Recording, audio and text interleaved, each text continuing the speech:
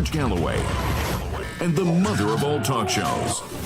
Welcome to the Open University of the Airwaves with George Galloway. Hitler in the house. Not since Nuremberg has there been a more rapturous applause, a more rapturous reception for an actual Jew-killing, genocide-enabling Hitlerite. That's what happened in the House of Commons in Canada last week.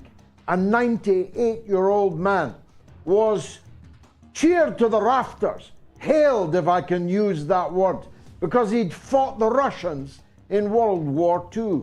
The teenage scribblers who pass for Canadian MPs are reduced to pleading stupidity. They didn't know that anybody fighting Russians during the Second World War was fighting for Adolf Hitler. But it gets worse, much worse. Just you wait till my monologue. And Big Brother is definitely watching you. We've all gotten used to the surveillance society, difficult though it is to swallow. But now that surveillance society is on the offensive and is literally closing down entire corporations so that they cannot reach you with their contributors. You thought the OnlineSafetyBill was bad. Wait till you hear what the British and French governments plan to do with Rumble, and it's probably heading your way too. So stay tuned, keep your seatbelts tightly fastened. It's going to be a bumpy night because it is the mother of all talk shows. Curious about our curriculum? Have something to say? Then call us now to join the debate on the mother of all talk shows, the only education you can get for free.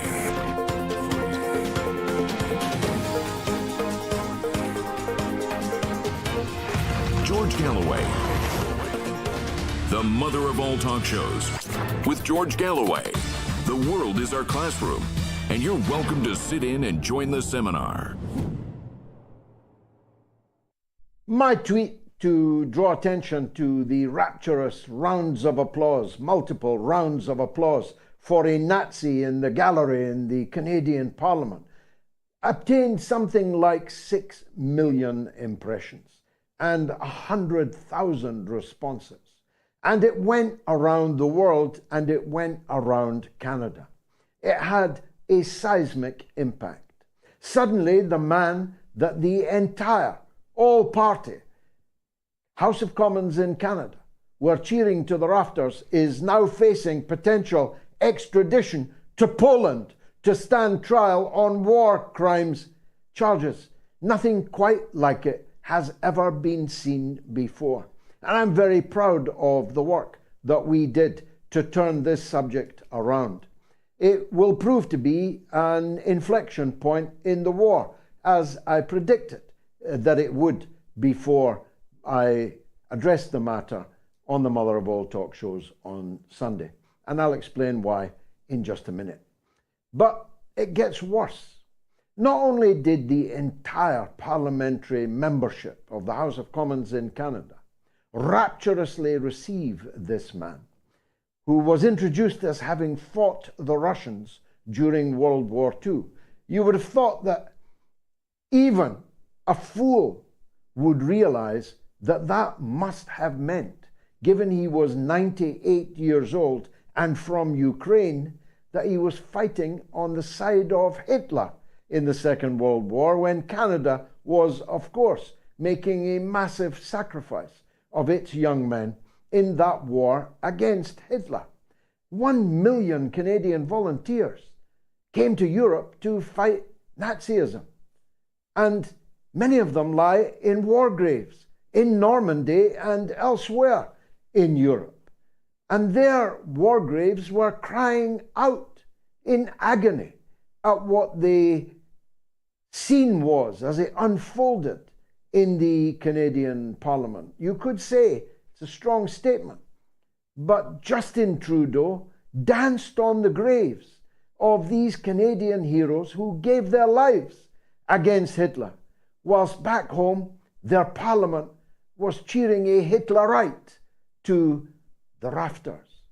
Not that they had no idea who he was, even if they hadn't any idea who he was, the mere arithmetic involved and the geography involved would have told them that this man must have been fighting with Hitler against the Russians in World War II. Who else could he have been fighting for?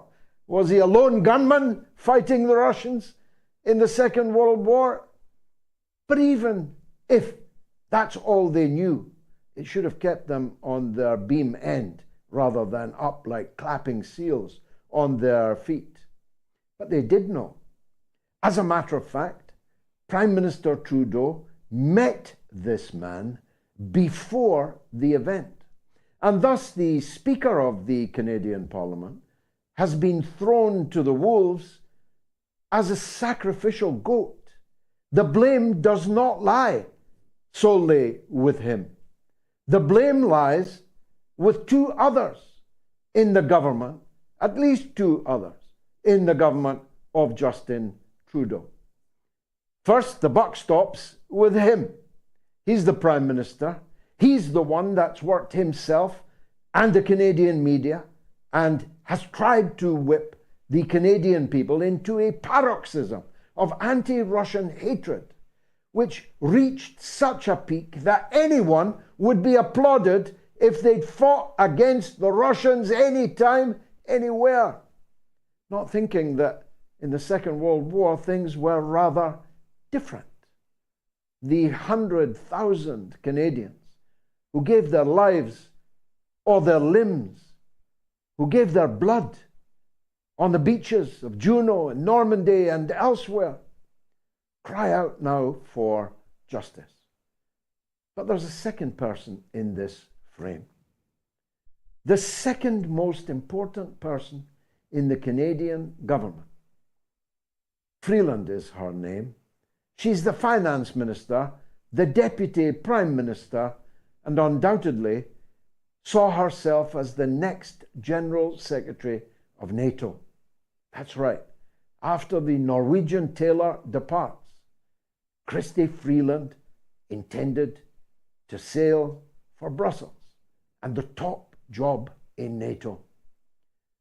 Now, this event would probably have knocked that on the head, because she was the one, and is the one, that next to Trudeau pushes hardest for this extremist line on the Russia-Ukraine conflict, such that Canada, once the kinder, gentler North American state, loved by most people in the world as a peace-loving place, has become the most warlike, the most warmongering, the most hawkish country in the Western world, and that is saying something. Britain running it a close second, the United States only third place compared to both of those. But there's another reason why Freeland will not be going to Brussels now.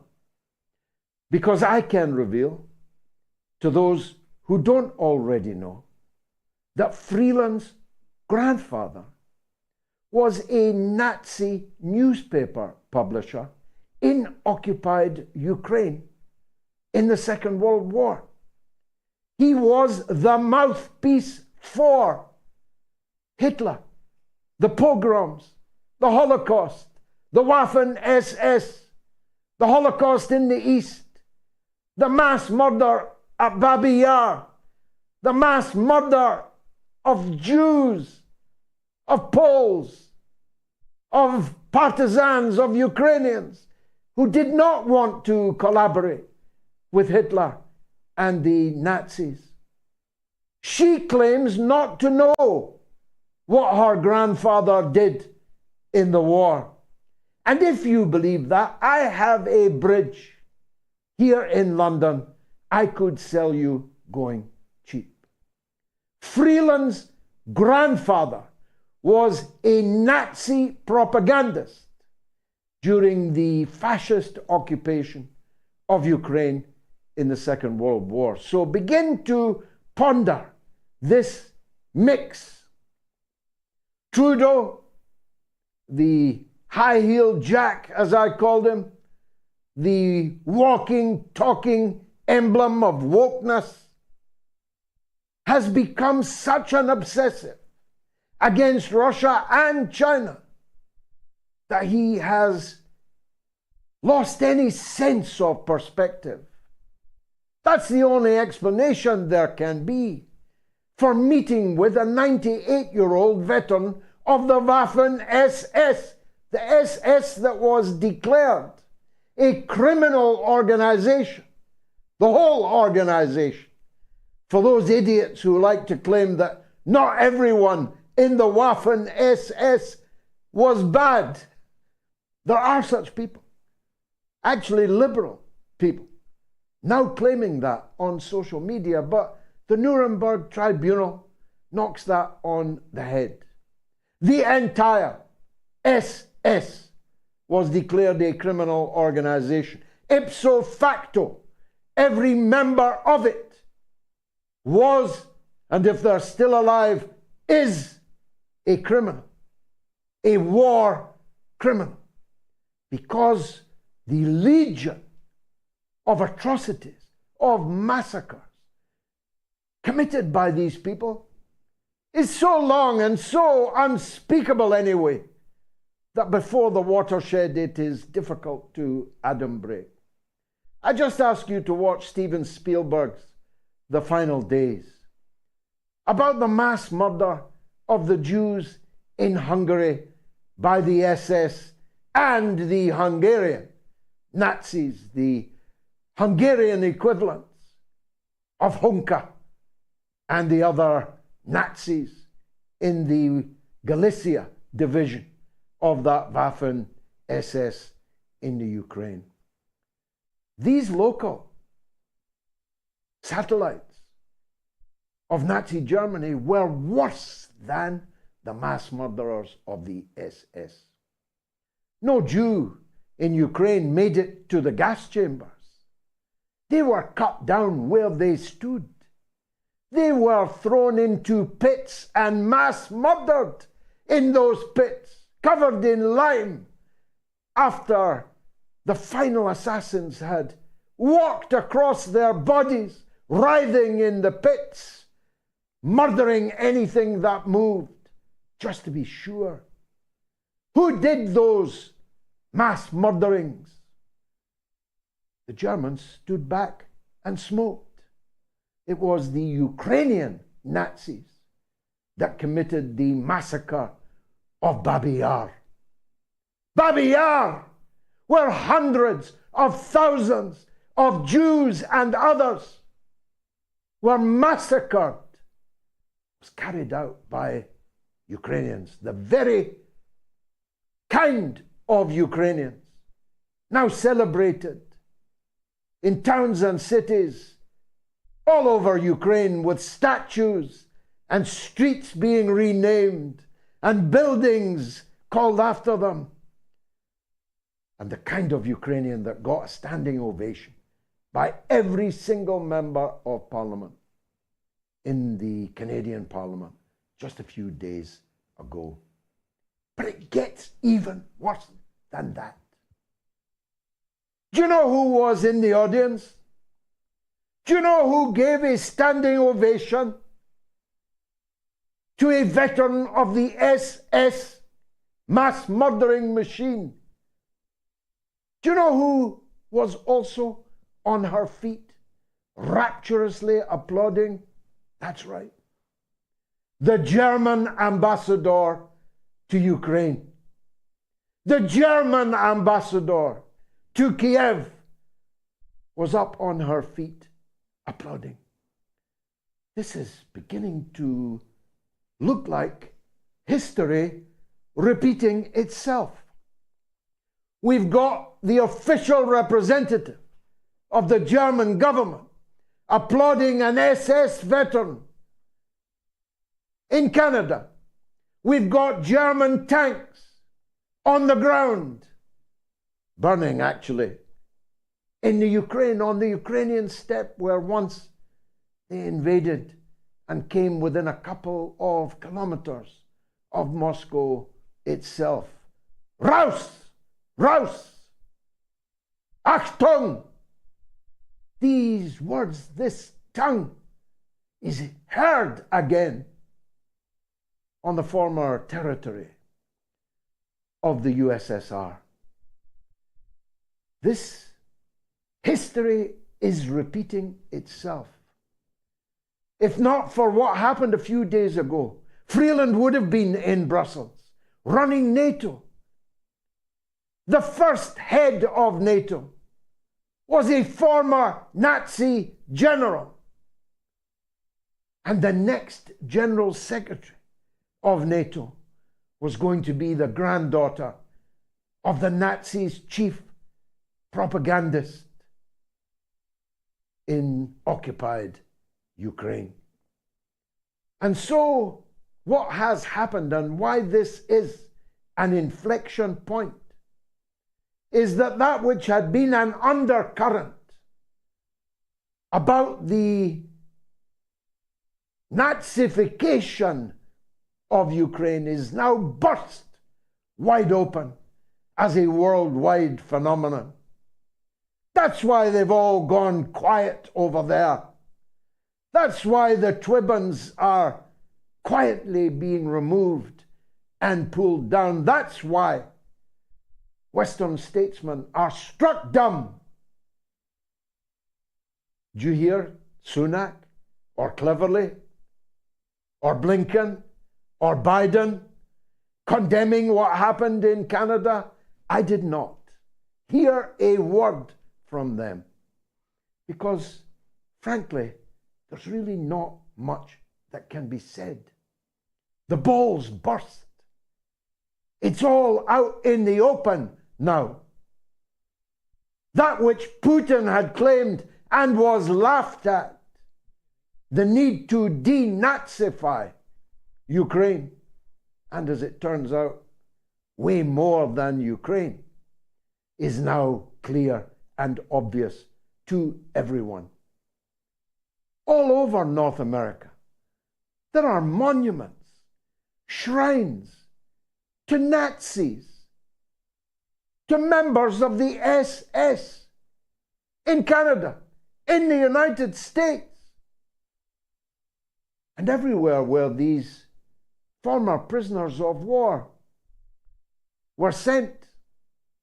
They are, of course, now second, third, fourth, fifth generations, the progeny of these mass killers. And not that many of them seem to have disavowed the ideology and actions of their forefathers. So we have a Nazi problem in the West. We have a Nazi problem in NATO. They have a big Nazi problem in Canada and a giant Nazi problem in Ukraine. Try selling that the next time you're asking your taxpayer to stump up even more scores of billions in your currency to keep that regime in Kiev afloat. Now, let me turn briefly to the other big story of the week. NEWSPEAK. George Orwell's 1984 looking increasingly like an instruction manual rather than a novel warning us of the dangers of authoritarianism, of totalitarianism that we thought we had defeated in 1945, but we had not. Its seeds have proliferated and are now fructifying amongst the political class and the managerial class that work for them all over the Western world.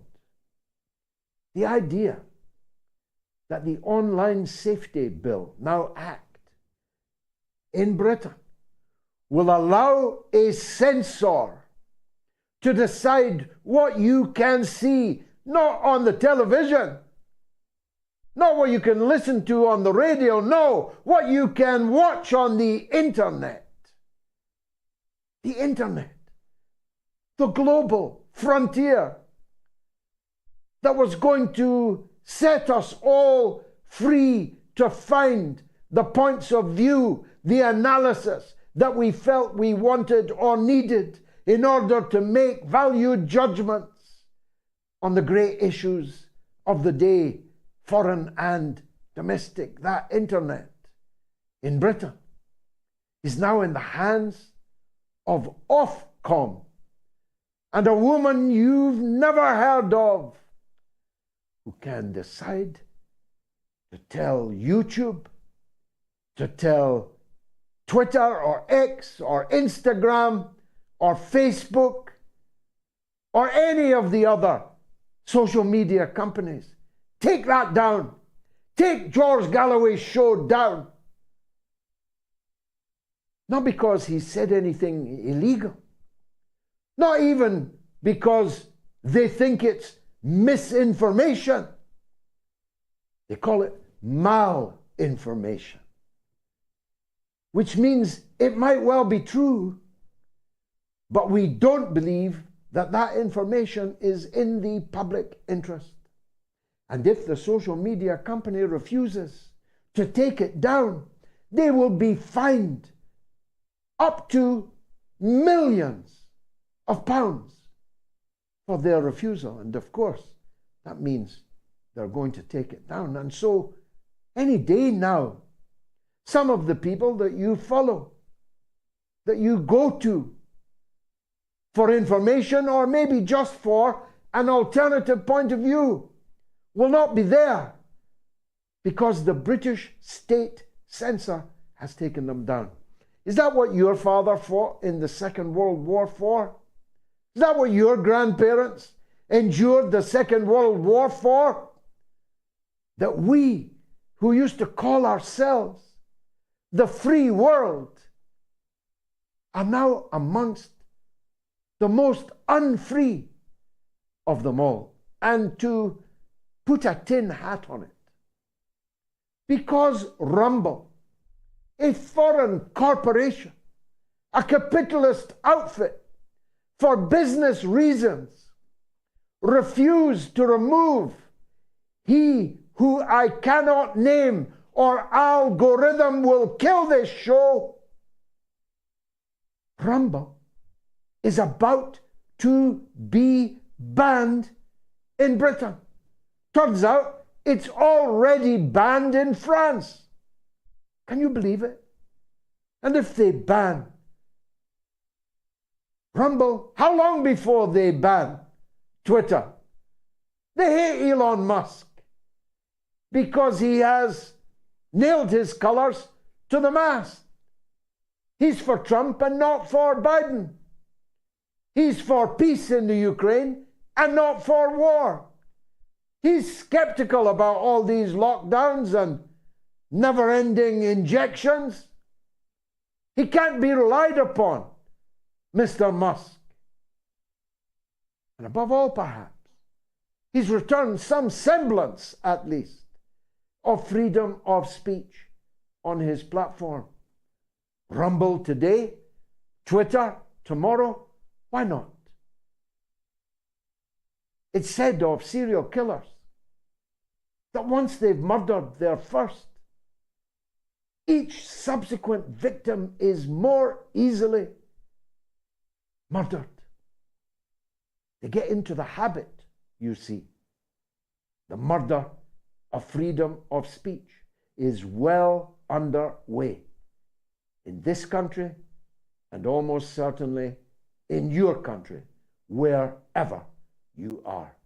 I'll be right back with expert testimony. Stay tuned.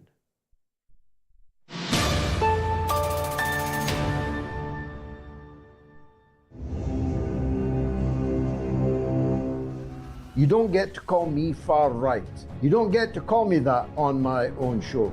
A lifelong socialist, the leader of a socialist party, the Workers' Party of Britain, with an Indonesian wife, with 5 mixed-race children, with a record of fighting racism all of my life, representing more people of colour in the British Parliament than anyone in history by a country mile. You don't get to call me far right.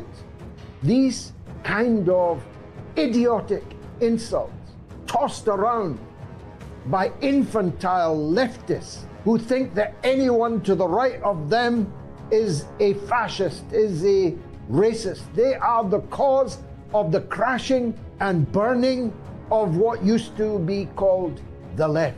They are the cause of it.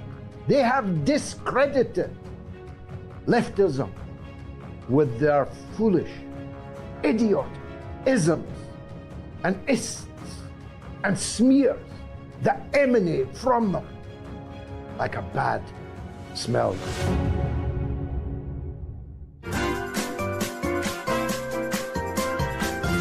You are listening to the mother of all talk shows with George Galloway.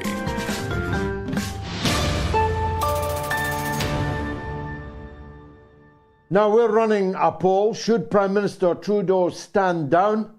Yes or no? You can vote on my Telegram channel. That's on the screen there. You can vote on my Twitter, my X. You can vote on the YouTube community stream, and you can vote on this stream if you are watching on YouTube. If you are watching on YouTube, please subscribe to my channel. I now have 290,000 subscribers on the channel. It's not for reasons of vanity. I need to get to 300,000. I believe that that will give me some algorithmic protection. It may be a vain hope, but if I can get to 300,000, that will take me into the league above.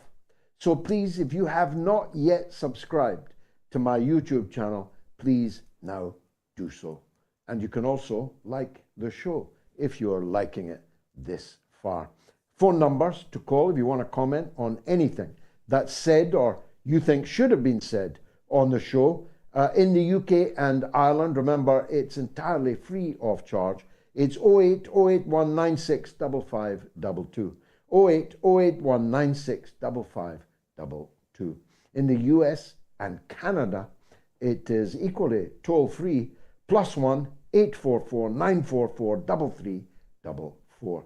That's +1 844 944 3344. And if you're in the rest of the world, it's 44203 966 2625. 44203 966 2625. Now, Big Brother is definitely watching me. I'm pretty sure he's watching Dr. Robert Epstein. He certainly will be after this show. Dr. Robert Epstein is professor, author, journalist, and senior research psychologist for behavioral research and technology, and an expert on big tech and the policing of social media. Dr. Epstein, thank you for joining us. I'm now past worrying myself about the surveillance society. I don't do things that I'm ashamed of, and therefore they can spy on me all they like. But I am very concerned that they may be poised to stop me speaking to other people like you and like the big audience for this show. Am I right to be worried? Oh, yes. I know more about that probably than anyone in the world. And yes, you were right to be worried. Well, tell us, first of all, how we got here and where we now are and where they might be going next. Well, as you said yourself, the internet initially, the hope would be a kind of playground for ideas. It would level the playing field. I mean, no one foresaw what's actually happened. So what has happened? What's happened is that the content we see is controlled mainly by two very large monopolies, neither of which can be broken up. The antitrust actions being taken against Google right now in Europe and in the US are actually shams, complete shams. They were designed by Google's legal team. You can't break up Google's search engine because it won't work. And you can't break up Facebook's social media platform because that would be like putting the Berlin Wall, through the center of every home in the world. So, these companies know this. So, they work with the lawmakers and regulators to their own advantage.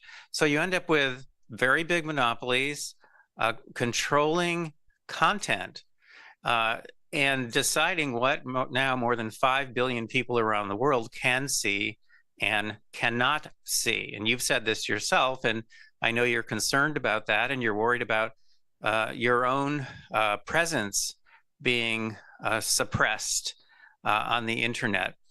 And these companies, Google especially, they're very aggressive and also very arbitrary in the decisions that they make regarding censorship and suppression.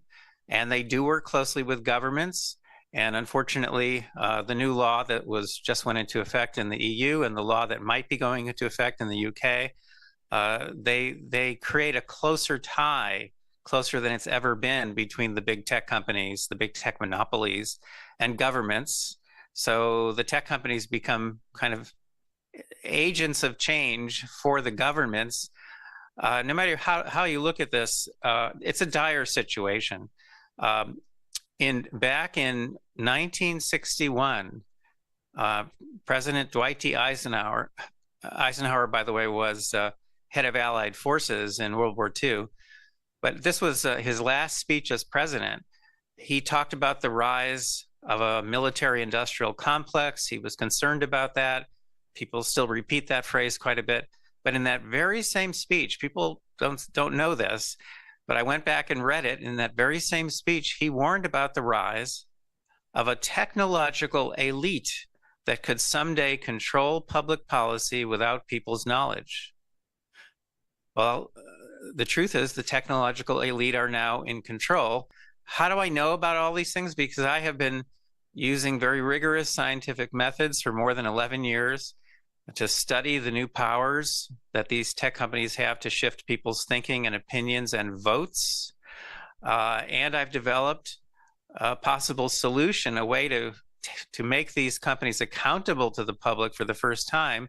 I've developed monitoring systems. In other words, I've developed ways of doing to them what they do to us and our kids 24 hours a day, to surveil them as they surveil us, and to make the information public and to share it with public officials. So, I'm trying my best. I'm doing my best. My team is the only team in the world that does this kind of research and does this kind of monitoring. There's something wrong with that picture, but bottom line is, yes, you have cause for concern. It would be less worrisome, Doctor, wouldn't it, if we had politicians that believed in freedom of speech and freedom of expression? I think we can safely say we now don't. So those who are in power, the opposition might feel differently until they are in power. But those who are in power have no greater ambition than to stay in power, and staying in power depends upon shaping the narrative, shaping the public square and the discourse therein in a way that is not disadvantageous to them. Or we had big tech companies, owners, publishers, who believed in the publish and be damned principle, who believed in the principle of Voltaire that I hate what you say, but I'll fight to the death to defend you saying it, your right to say it. Given that we don't have that kind of publisher and we don't have those kind of politicians, we're in a very, very difficult place, Doc. Well, absolutely. And this is something now that we have learned how to measure very precisely. So at the moment, we're building the world's first, we call it nationwide digital shield. If you want to kind of a peek at what's coming, in fact, this is going to be updated very soon. It's going to look a lot better within a few days. You would go to americasdigitalshield.com, what we have been building over the past year is a system for tracking the content, the real content that the tech companies are showing to real people, to voters, registered voters, and to children as well. We now have more than 11,700 registered voters in our system in all 50 US states, more than 2,000 children. These are children of some of those adults who've joined our system. And what these people have done is allowed us to install special software on their computers, which does not violate their privacy, by the way. And that allows us to kind of look over their shoulders and capture the content that the big tech companies are sending to them and to their children. That content is immediately aggregated and analyzed, so we can see whether, in fact, there are manipulations in play. We can see whether kids are being indoctrinated and exactly how they're being indoctrinated. And the point is that we're preserving content which has never been preserved before, and which these companies use strategically and deliberately, sometimes at the behest of government authorities, to change people's thinking and behavior and votes. The power that these companies have to do this is beyond anything that my old mentor at Harvard, B.F. Skinner, ever imagined. He was very much into, benign control, the concept of benign control. But what these companies have available to them has never existed before in human history. They literally, by 2015, they were determining the outcomes of about 25% of the national elections in the world, with no one knowing what they were doing and without leaving a paper trail for authorities to trace. So I just want to introduce one concept here, and then I'll let you interrupt me. I'll let you talk. And that's the concept of ephemeral experiences. In 2018, there was a leak of emails from Google to the Wall Street Journal, in which employees at Google were talking about how can we use ephemeral experiences to change people's views about Trump's travel ban. Well, my head spun when I saw that, because that's what my team and I had been studying since 2013 for more than 5 years at that point.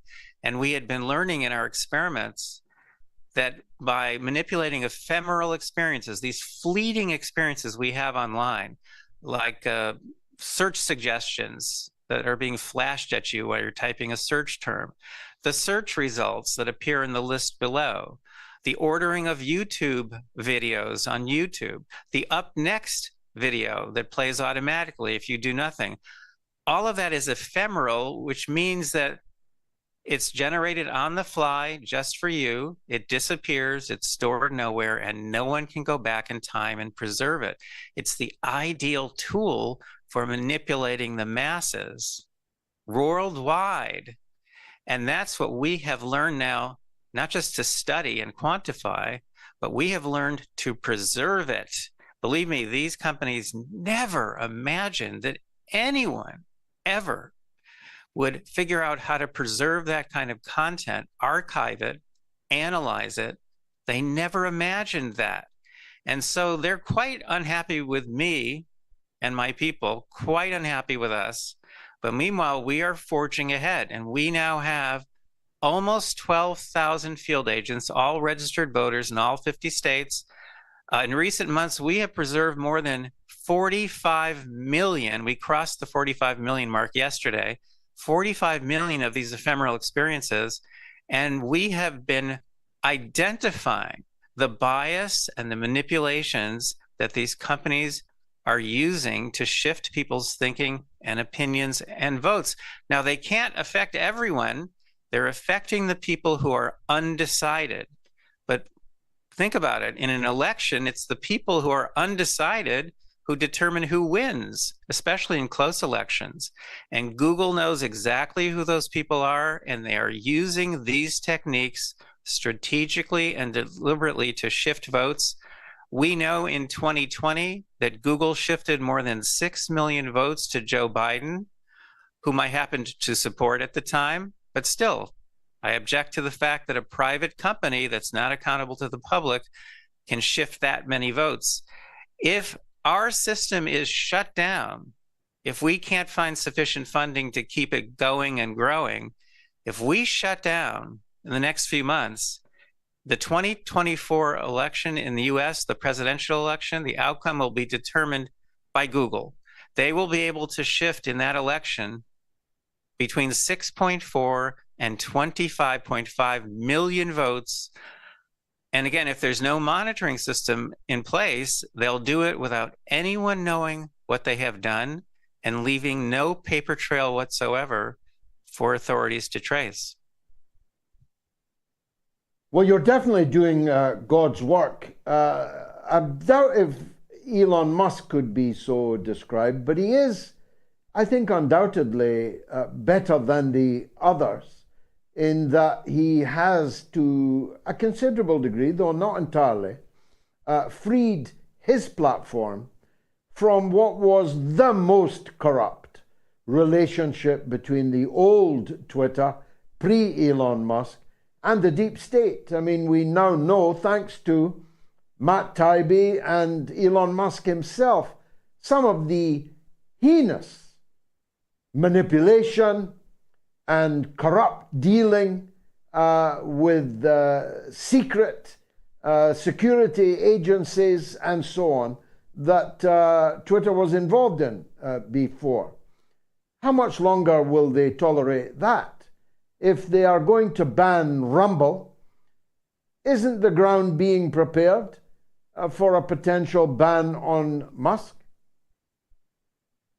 Oh, it's quite possible. In fact, I think that Musk would be extremely interested in what my team and I have been doing, the systems we've been building, because these are systems that create accountability where none has ever existed before.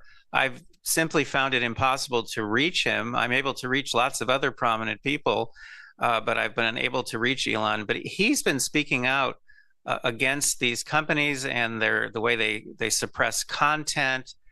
He's been speaking out against them for years. One of the reasons that he purchased Twitter was to change the way it operates, because they were operating in a very dramatically political fashion. But Twitter is much smaller than these other entities, namely Google and Facebook. It's much, much smaller. So the real threats really come from the larger companies. Let's just take one example, Google's homepage. Normally there's nothing on it except the little box where you type in your search term. But on certain occasions, they'll put a big colorful display of something and a message. So on election day, for example, in the US, I'm sure they do the same thing in the UK. On election day, they have a big go vote reminder. Well, they get a lot of praise for doing that because everyone thinks that's a public service.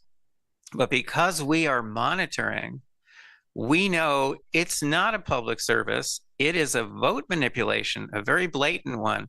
So for example, in the 2022 midterms, where we were doing extensive monitoring and where we preserved more than 2.5 million ephemeral experiences related to the midterm elections in the US, in Florida, 100% of liberals were getting those go vote reminders on Google's homepage all day long on election day.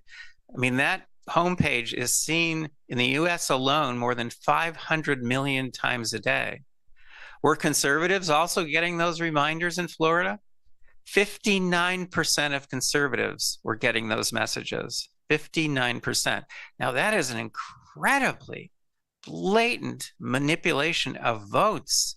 If you are sending out go vote reminders in a partisan fashion nationwide in this country in a presidential election, on election day alone, that will give an additional 450,000 extra votes to one of the presidential candidates. And if there's no one monitoring, no one will ever know that you did that. And what does it cost the company to do a manipulation like that? Nothing. Zero. This is dangerous stuff. These are huge manipulations. This is not like the ballot stuffing and all that stuff that people are concerned about. In fact, Google and Facebook, they're trying to point people in that direction. It's like what magicians do, misdirection. They're saying, look at this, look at this, look at this. Look at all these silly little effects and go crazy over them, because they don't want you looking at them. Because those little effects that people are obsessed with, these conspiracy theories, so-called, they don't have much of a net impact on elections. But what Google and Facebook are doing, that's completely different. That shifts millions of votes. So we're up against some powerful entities here, the likes of which have never existed before. And they're not just manipulating people in the US, they're manipulating more than 5 billion people around the world. And believe me, they are manipulating people in the EU and the UK to an extraordinary extent. You know what's ironic about that? Just one more comment and I'll shut up. One more comment. What's ironic about Google's manipulations in the UK is that in the UK and the EU, they've both been very aggressive in taking Google on. And the EU has fined Google more than 10 billion euros in recent years for various kinds of manipulations, including favoring certain products in their search results. So they've gotten these fines and they've gotten orders to do this or that, but they've completely ignored them. What's lacking in both the UK and the EU is a monitoring system. If there's no monitoring system in place, you'll never know whether they are complying with orders, with rules, with regulations that they're supposed to be following. You'll never know they're doing it unless you're monitoring. Well, both Donald Trump and Elon Musk have been known to tune in to the mother of all talk shows. 2 million people every week do over the course of 7 days. I very much hope that they watched this interview, Dr. Epstein, and if they haven't, we'll do everything that we can to draw it to their attention. Thank you very much for joining us. Can I give out a link, sir? Yes, of course, of course. People can learn more about my work and help to support it by going to mygoogleresearch.com. That's mygoogleresearch.com, and I hope very much that you'll help us. We're doing very important work, and we can't do it without your support. Thank you, Dr. Epstein. God's work indeed. Thanks for joining us. Here's the poll. Should Prime Minister Trudeau stand down? My goodness. 19,524 people have voted, and it doesn't look good for that long drip of woke misery. High heel Jack, I'll give you the answer so far right after this. Stay tuned.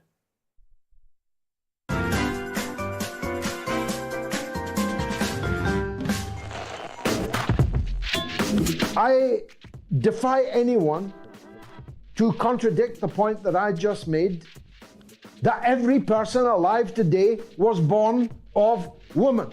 So why would we say that the people in the labor wards, in the maternity units, are people who are giving birth? Why can't we say women? Why can't we say mothers? Why can't we say women who are breastfeeding, mothers who are breastfeeding? Why do we need to say people who are chest feeding? All of these words, and indeed all of the trend that you say you dissociate yourself from, of transgenderism, transmania, I call it, are all taking rights away from women.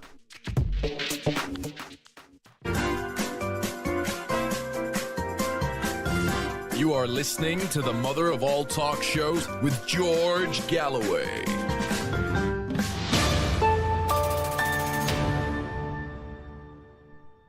So, should Justin Hugo stand down as the Prime Minister of Pakistan? You see the ephemeral experience I just gave you there. Should Prime Minister Trudeau stand down, yes or no? On my Telegram channel, t.me/George Galloway, yes, 97%, no, 3%. On my Twitter, yes, 92%, no, 8%. On the YouTube community poll, on which 14,000 people have voted, yes 95%, no 5%, and on the YouTube stream, yes 97%, no 3%. 19,747 have voted so far. You can get your vote in almost right up to the end of the show. Let's hit the lines. Canada first, of course. Adam in Toronto. Welcome, Adam. What would you like to say? Hello, George. Thank you for taking my call. I just want to talk about the obvious incident, of course, and also the woeful state of Canadian media. It took them 48 hours to actually cover the fact that the man who was celebrated was a Nazi. And Twitter got right into it within 3 hours. The first way I found out about that incident actually was by watching your show. So it got all across the pond, right into the UK, and I had to watch a British podcaster cover this incident properly. And and the other thing I want to talk about is so if you ever subject yourself to watching Canadian media, it's a tough watch, but that's the only way to understand. Somebody has to do going it. Through it. Somebody's got to do it, and the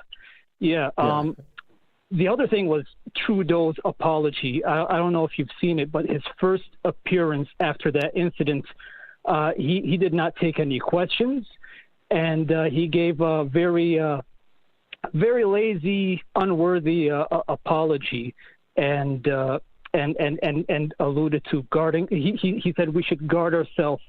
He blamed the Russians. Any sort of. He blamed the Russians. Guard ourselves from Russian propaganda.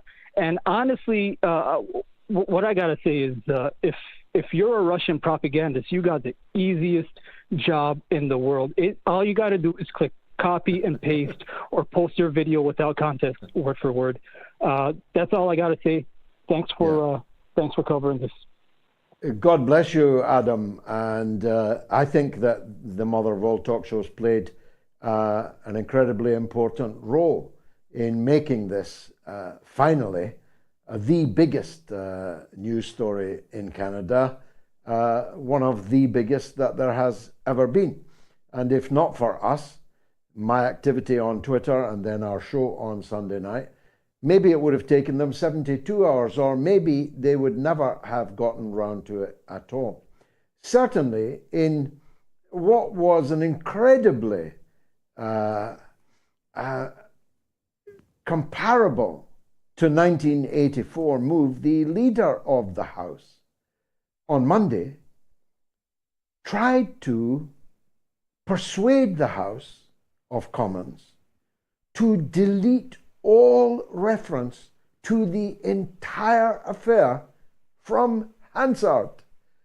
Even though half the world has now seen it and got it saved on their phone, they were going to pretend that it actually had never happened by excising it from Hansard, the public record. That's the kind of people they are. If they can wipe it off the official record, well, it never happened. And Trudeau, you're right, he blamed the Russians. It was the Russians that forced him to meet with a 98-year-old Nazi war criminal, ipso facto war criminal. All members of the SS were war criminals, according to the finding of the Nuremberg Tribunal at the end of the Second World War. It was Russia that forced him to meet that guy. It was Russia that forced him to get to his feet and oh so actorly gush, emote over the presence of this anti-Russian fighter in the gallery of the Parliament that he is in command of as Prime Minister. And then, when everybody joined in, Zelensky, Trudeau, Uncle Tom Cobley and all, none of these MPs are household names, even in Canada, never mind anywhere else in the world. None of them are legends outside their own households, and maybe not even there. Up steps, jumps the German ambassador. And her excuse was that the Speaker of the Parliament had not made clear when this man was fighting against the Russians. So she stood up in a standing ovation anyway.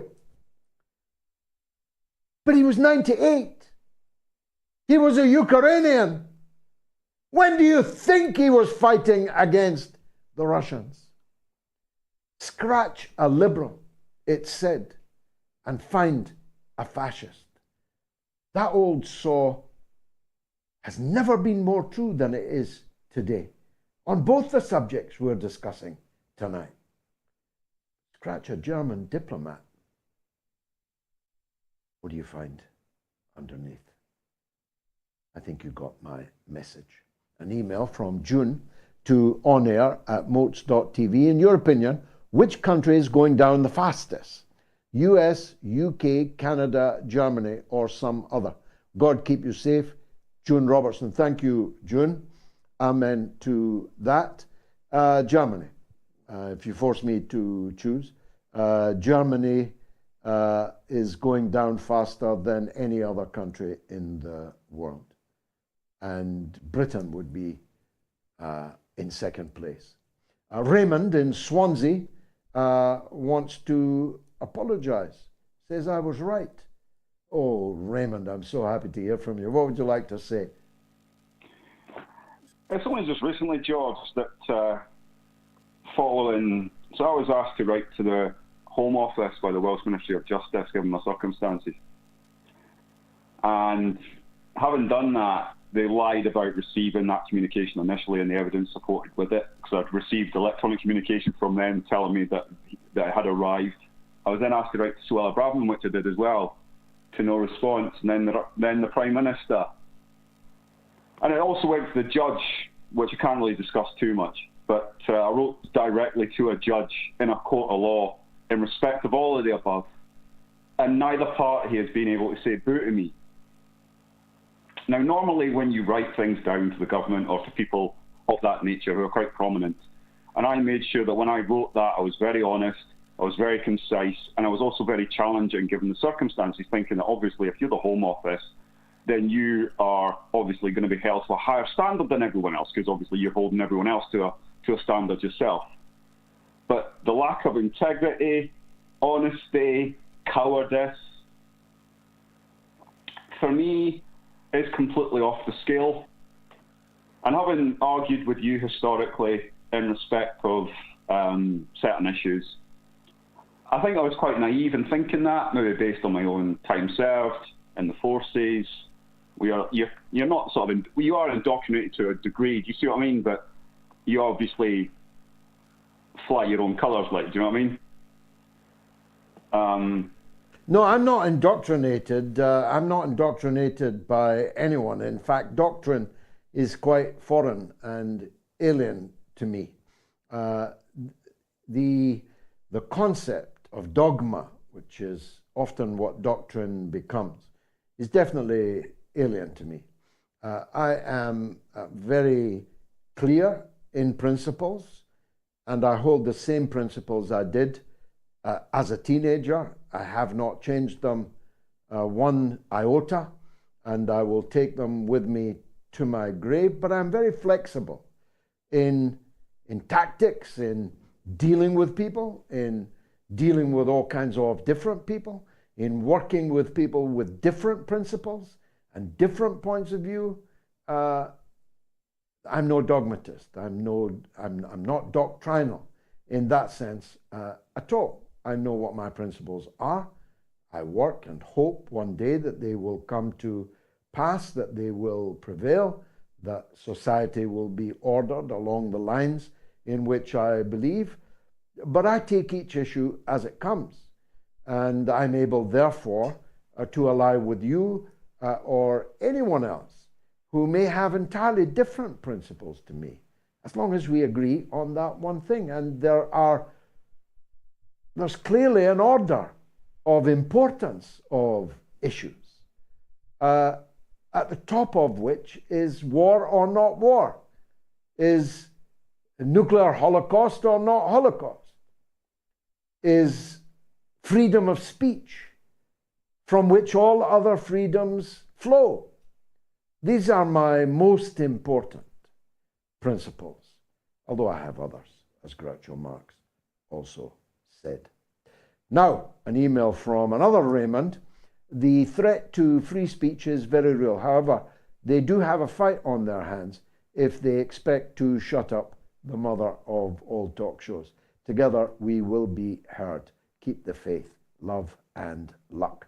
Dr. Raymond Tolstoyevsky. Doctor, thank you for that very heartening message.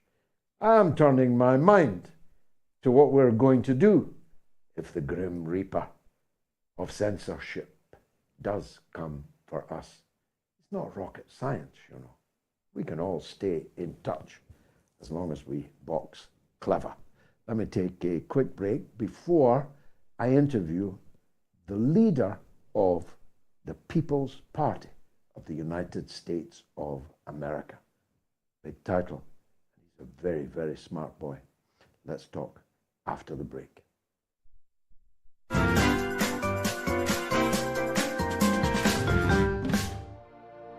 The 1897 edition of War of the Worlds by H.G. Wells, read by George Galloway, available only on Patreon. The cylinder was artificial, hollow, with an end that screwed out. Something within the cylinder was unscrewing the top. Good heavens, said Ogilvy. There's a man in it, men in it, half roasted to death, trying to escape. At once, with a quick mental leap, he linked the thing with the flash on Mars. The thought of the confined creature was so dreadful to him that he forgot the heat and went forward to the cylinder to help turn. But luckily, the dull radiation arrested him before he could burn his hands on the still glowing metal.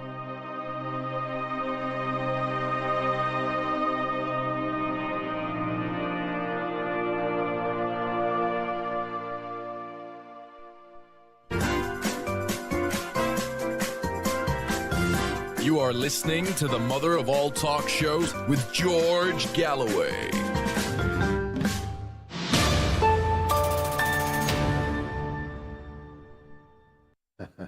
I've just read quite an amusing comment on YouTube. It's from Schlaf Commandante. Does George use the same makeup as Trump? He looks more and more orange. Actually, there's two problems. First of all, my good wife is not with me, and she would normally put the makeup on. Being a man of my age and class, putting on makeup is not my forte, and I have no one with more expertise anywhere near me that I would allow anywhere near me to put on makeup. And the second thing is, I'm spending a lot of time in rather bright sunshine. So actually, some of it is entirely natural. But your point's taken. I'm sure my wife will be on the phone to talk about it after the show. Nick Brana, I've heard speak in person once, but I've seen him online many, many times. He is easily more accomplished than 3/4 of the legislators on the Hill in Washington.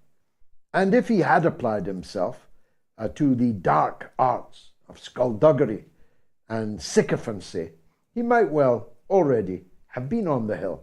He will get there, though, as the leader, national chair of the People's Party of the USA. Please welcome Nick Brana. Nick, I'm a big fan, as you know, but I feel that we may have parted ways on our approach to the to the presidential election in the US. So let's get that out of the way first. I would ordinarily have automatically supported the candidate of the People's Party, although I would still have had a view on other candidates, a ranking, if you like, of who would be the very worst victor of the presidency. But I've got to tell you, for me, notwithstanding one in particular huge disagreement, I think that Robert F. Kennedy is the candidate behind which everyone should get. And it's not impossible in the polarized field that we have in US politics that an avenue is opening up for an RFK win. What's your point of view on that? It's good to see you again, George. Good to catch up. Yes, absolutely. In fact, RFK Jr. is, I think, the only independent candidate who has a realistic chance to win now.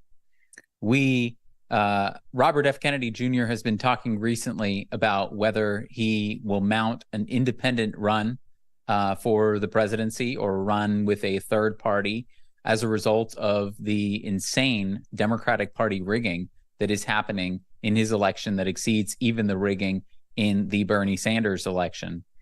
And if he does that, we did a poll, we commissioned a poll as the People's Party, and we found that, in fact, 63% of people would like to see him leave the Democratic Party and go independent, run as an independent, whereas opposed to 37% of people would rather see him stay with the Democratic Party. And even more impressively, in a matchup against Biden and Trump, Bobby Kennedy gets 17% as an independent already. And he draws equally from Biden and Trump, which is amazing. 17% support would make him the most successful independent candidate since Ross Perot. And Ross Perot, who also ran as an independent in 1992, he was actually winning the race against Clinton and Bush Sr.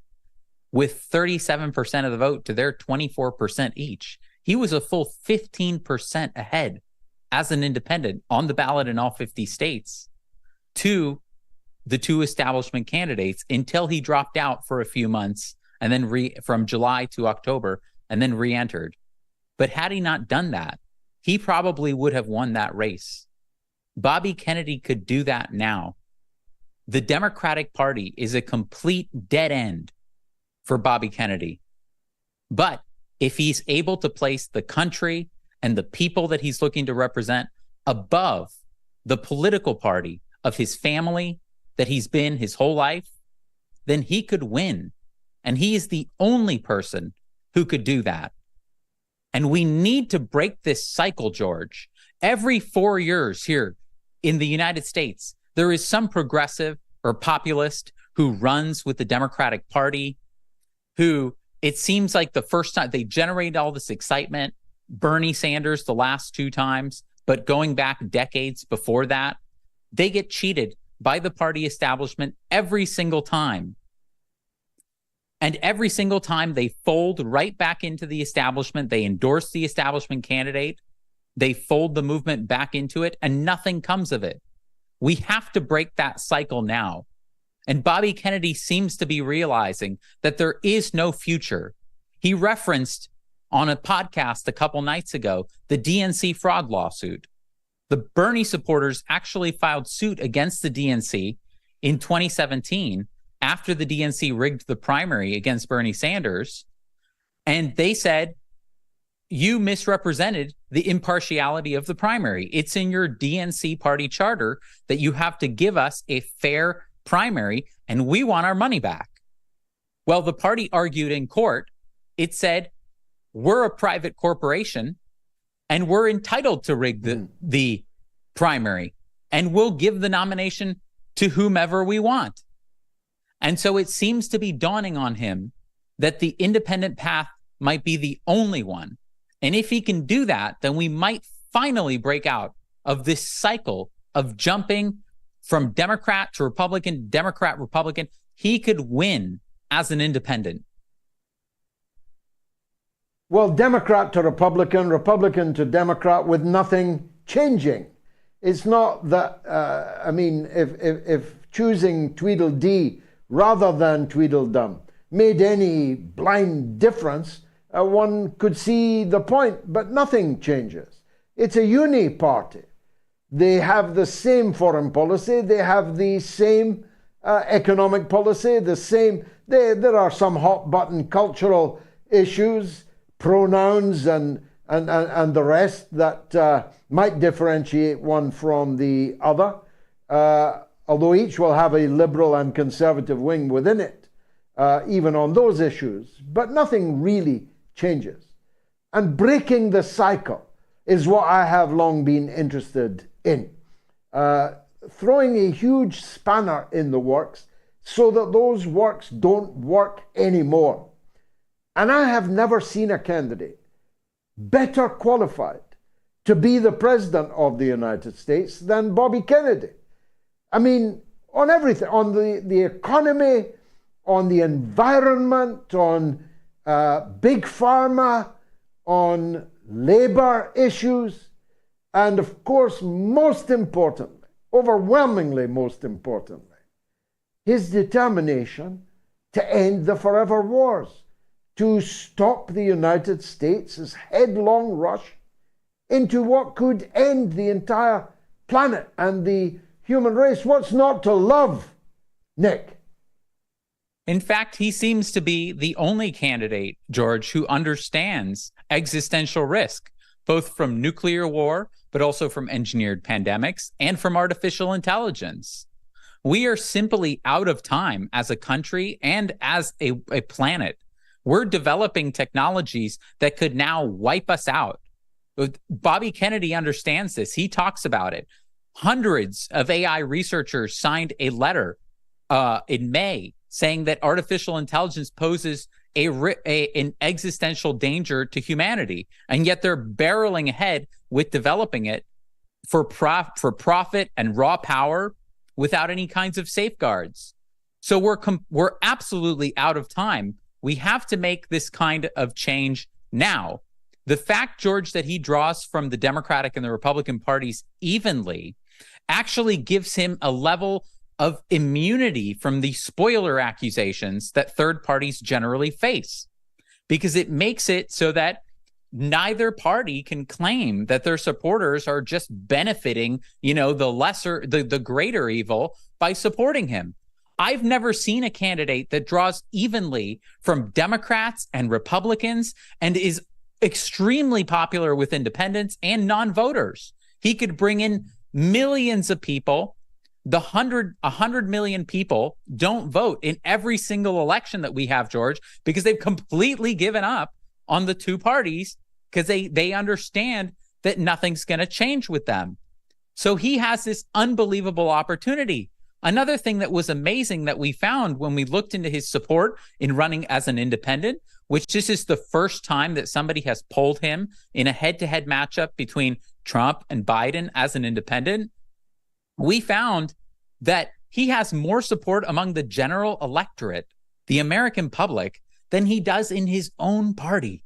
He gets a higher share of the vote in the general election than among Democratic primary voters, which, of course, the primary is completely rigged.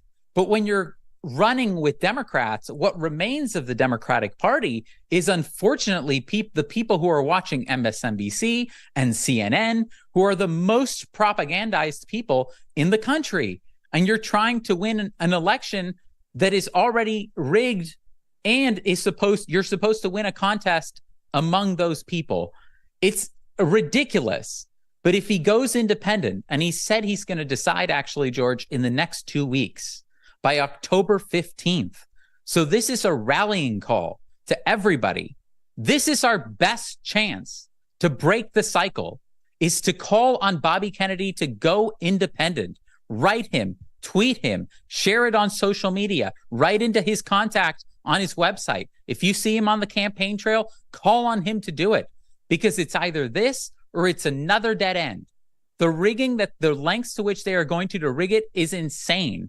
And what people don't understand is that the DNC is essentially the Biden campaign. The Democrats and the DNC would rather lose the election than with Biden than win with Bobby Kennedy. This is the same dynamic with Bernie.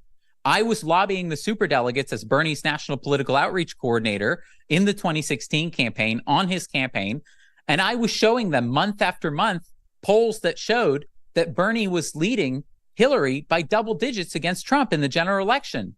They chose to lose. They knew that they were walking into a loss. But the thing is that all of the DNC members, all of the money that they get, all of the consultants, the vendors, the whole ecosystem of the Democratic Party is dependent on the funds that the Biden campaign raises for it, because they have a fundraising vehicle, a joint fundraising vehicle called the Biden Victory Fund. It receives hundreds of millions of dollars. And then that money is distributed from the Biden campaign to the DNC, to all of the 50 state parties, to the vendors, the staff, the consultants. If you took that money away, the money that is the lifeblood of the party, that corporate big money, the party would collapse. And all those big donors, the whole party apparatus, all of the staff, the vendors, the consultants would be gone. They'd be out of a job. And so it's existential for them, for the party. They don't care if they're going to lose. They're going to pick the person who is going to keep the gravy train rolling for them, and they have no shame. They will rig it to whatever degree they need to. So this is your shot, Bobby. Go independent. Well, you say you were surprised, and some will be, that he was drawing from both Trump and Biden in the polling that you did, but I'm not. I mean, first of all, because I'm much older than you, I remember what a Kennedy Democrat was in the 1960s.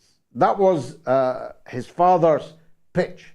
Not a Democrat, but a Kennedy Democrat. This means that you stood for values, you stood for things that were definitely different from the moguls, the barons, the LBJs, and the Mayor Daley's, and all the crooks that rigged the convention in Chicago in '68. And if Bobby had not been murdered, who knows what they would have done to stop him becoming the candidate, Bobby Sr., I mean. By the same token, a lot of people vote for Trump not because they're actual Republicans, but because they hate the elites, they hate the nabobs, the billionaires, the riggers and the fixers, and the people who regard them as a basket of deplorables. Such people can be won by Robert Kennedy. They don't have to vote for Donald Trump, who, let's face it, kind of lives the life of a nabob, albeit different in his political approach to some political issues, to the nabobs on the Democratic side. So I can well see an independent run by Robert Kennedy creating a constituency for the future, because this will not be his last rodeo. Although he's not young, as a matter of fact, he's a year older than me, but he's vibrant and healthy and strong, and he could run again. He can influence the course of American politics, even if he doesn't win. What do you say? I think that I completely agree. And to see a Kennedy, of all people, place the people above the party apparatus, I think it would be so symbolic. His campaign has rooted itself around this concept of heal the divide in the country. that is so polarized, although I really believe it isn't as polarized as the media tells you.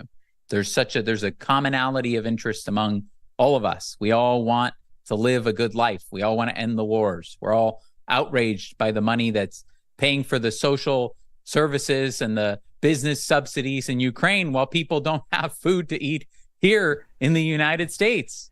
And Bobby Kennedy opposes that. So I want to tell you something, George, that I actually sent him recently, that I emailed to him and to Dennis Kucinich, his campaign manager, another person I have a lot of respect for, in telling them why they should go independent and why they should take action, really, against this party, and that there's nothing left to save. This party has become the Democratic Party. It has become the party of Wall Street and Big Pharma and Big Tech and the CIA. It is an extension of those interests. It is like all of those deep state interests had come together and formed a political party. So here, even more so than the Republican Party at this point. And so here's what I told him. I said that people want someone who is going to fight as hard as they are desperate. It could be that galvanizing moment of national clarity and agreement that could catapult you forward. The ground is so fertile for that moment in this country right now. These are the moments that make campaigns. Bernie never had the courage to confront the party, but you can. Have faith in the movement that you have awoken to respond. Have faith in the American people. Have the guts to be bold and to take risks. People respect the fighting spirit. We won't defeat the machine any other way. Let's call the question on the Democratic Party, because if we don't, they will rob you blind and dash the hopes of everyone who supports your campaign. Then our country will be ripped apart by exploding war, poverty, dollar collapse, elite conflict, and before long, some existential catastrophe like a nuclear war, engineered pandemic, or weaponized AI. Amen. Nick Brana, I wish you were in the Hill. I wish you were on the ticket. One day, I believe you will be. Thanks for joining us on the mother of all talk shows. Should Prime Minister Trudeau stand down? Well over 20,000 now have voted, and an average of 7% say that he should not, meaning that 93% say it's time. Justin, you go. Now, it's your calls, actually, right up to the end of the show. So let me take a quick break and I'll be right back.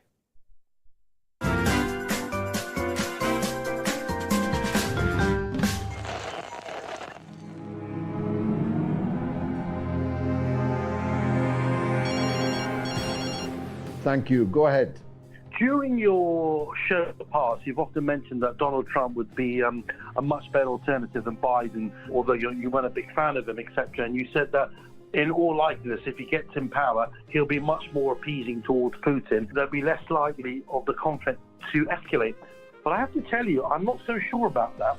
Really, I think the only way to solve all this, it doesn't matter if Kenny gets in or anyone else, because there's always going to be, at one stage of our lifetime, two psychotic leaders of the superpowers. Why hasn't anyone in your show or yourself mentioned anything about nuclear disarmament or CND? Surely the only way to save humanity is by nuclear disarmament. And I just wanted to see what you thought about that.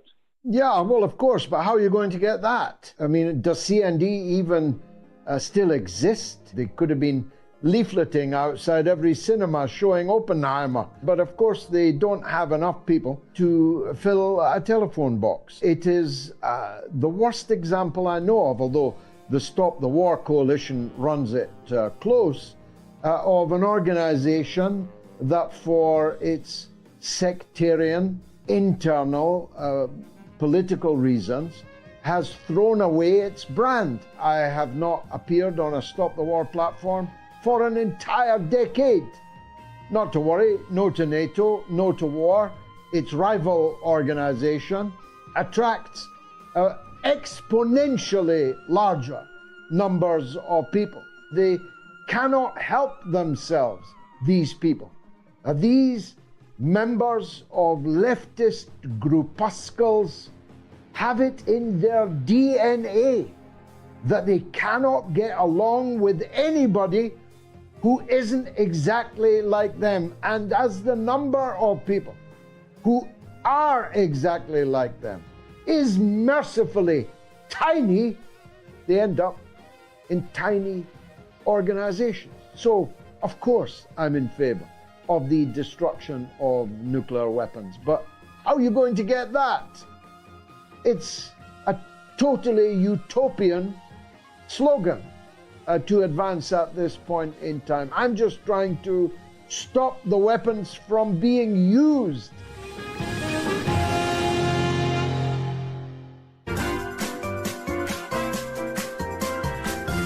You are listening to the mother of all talk shows with George Galloway.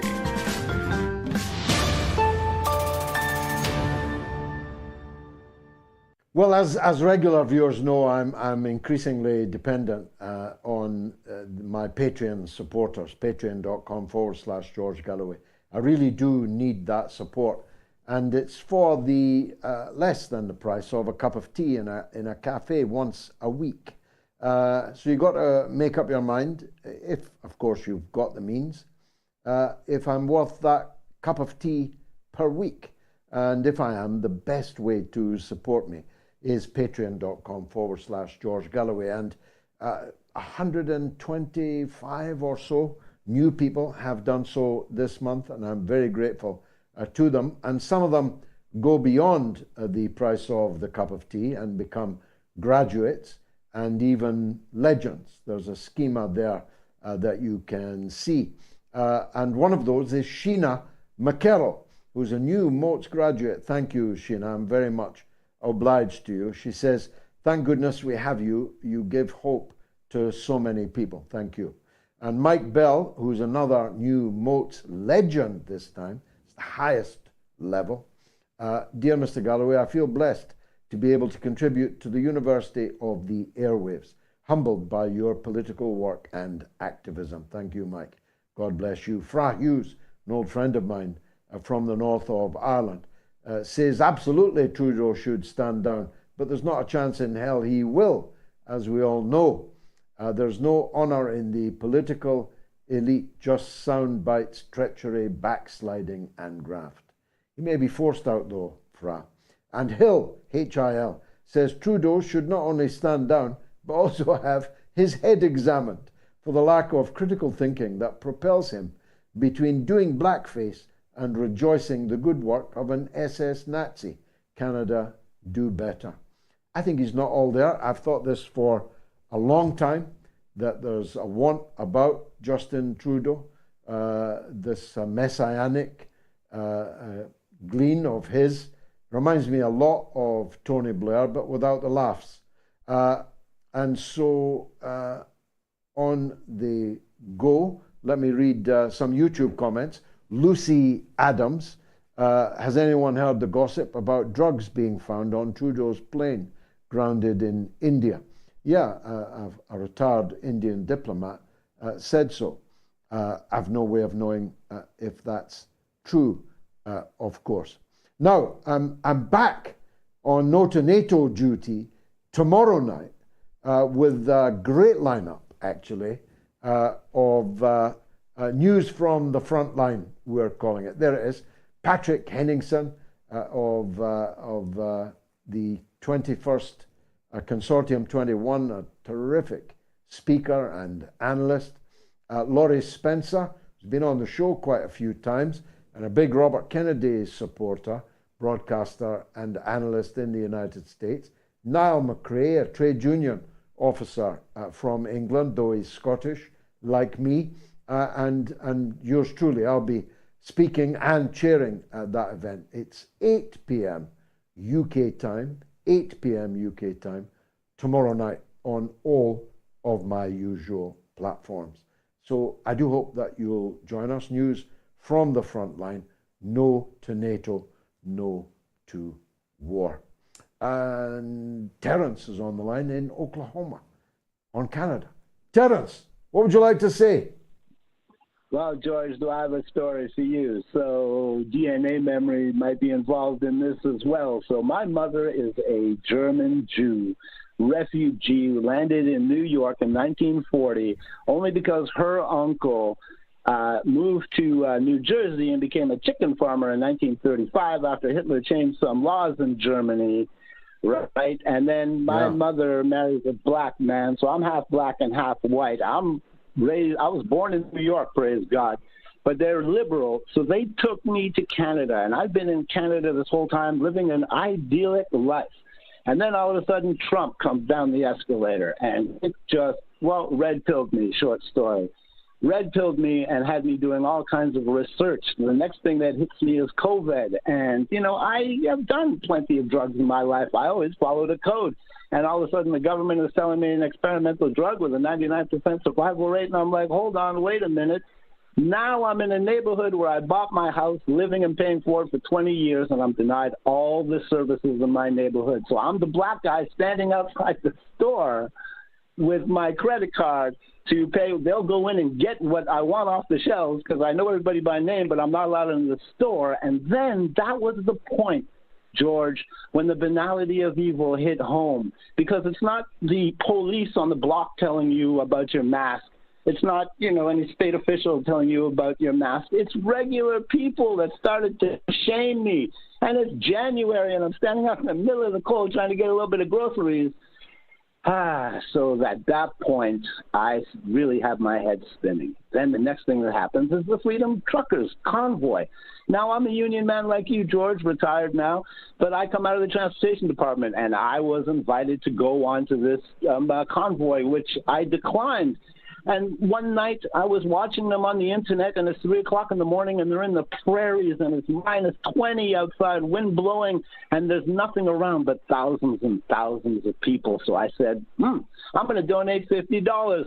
So I donate $50 to the Freedom Truckers movement. About a week later, George, I go to my bank, and I can't get into my bank.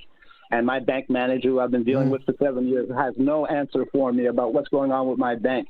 And at this point, George,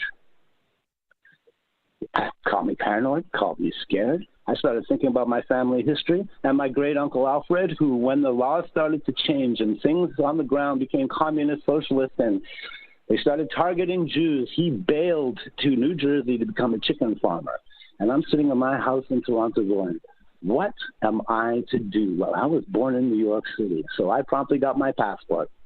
And I promptly filled up once my bank account reopened, I pulled my pension, and I filled up a hockey bag filled with all my life's possessions and some clothes, and came down to Oklahoma, a Republic open carry, so I can have my shotgun, which I just purchased 3 weeks ago, and my 1911 45, and all the ammo that I can carry, while I sit here and watch the globe destabilize in front of me. And all Trudeau did was, blackface Trudeau, all he did was confirm my Nazi, racist, socialist, communist fears in Canada. So really, that's all I wanted to say, George. You know, here I am. Well, that's another.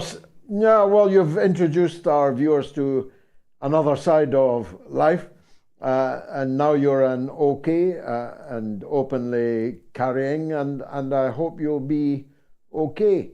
I can't comment on most of the things you said, but one of them I do want to pick up. Trudeau and his party and the Canadian media told everyone that these truckers were Nazis. Nazis they were, these truckers. In fact, one of Trudeau's members of Parliament, a woman, said that when the truckers were doing honk, honk on their horns on their trucks, they were actually signaling Heil Hitler. You think I'm making that up, but it's there on the parliamentary record. Honk, honk was code for Heil Hitler. Now, all these men were truckers, blue-collar, proletarian, drivers who had a different point of view to Trudeau and the rest on the lockdowns, on the masks and all the rest, and it's looking more and more like the truckers were right and Trudeau was wrong. But whether that is the case or it isn't, why can't you have a disagreement with someone without accusing them of being Nazis? And therefore, when you yourself, in front of the entire world, are caught orgiastically hailing an SS killer from occupied Ukraine, you any idea, High-Heel Jack, how people hate you? Have you any idea how angry that makes people? You called these truckers Nazis, but it was you who was welcoming Nazis into the Parliament building, the hallowed halls themselves. Don't you get it, Trudeau? You're no longer wanted on voyage by millions of Canadians. And I hope they will, in the end, sweep you out of office. Thank you, Terence. In Oklahoma, an email from Arthur.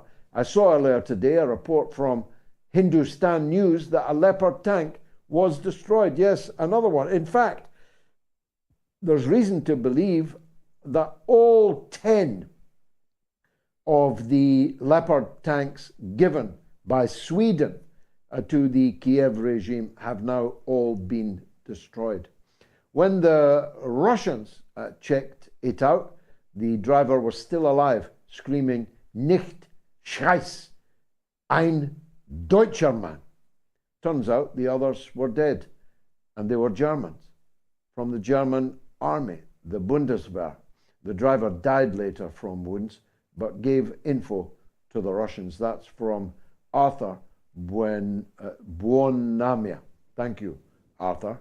I did report this story on Sunday, but unfortunately there are now no living witnesses to it. But the whole tank was said to have been full, not of mercenaries, but of German soldiers. I told you, history is repeating itself out there on the steppe. More YouTube comments. Into Wind, Trudeau's in power until October 2025, and even if he resigned, Freeland is the second in command. Yeah, for now, but not for all that much longer, in my view. Barry Cook, eventually all lost perspectives will be traced back to Klaus Schwab and the World Economic Forum. On the line is a legend. It's Simon in Florida. Sit up straight and listen to the professor. Go ahead, Simon. Good evening, Mr. Galloway, to you and your worldwide audience. It's my distinct honor to be with you on my Silver Jubilee visit, believe it or not. And I promise not to disappoint anyone because I have a truly momentous story for you. So yesterday, China's State Council put out a white paper, 35-page long white paper titled "A Global Community of a Shared Future, China's Proposals and Actions." Now, on the face of it, that sounds pretty bland and one of many policy announcements.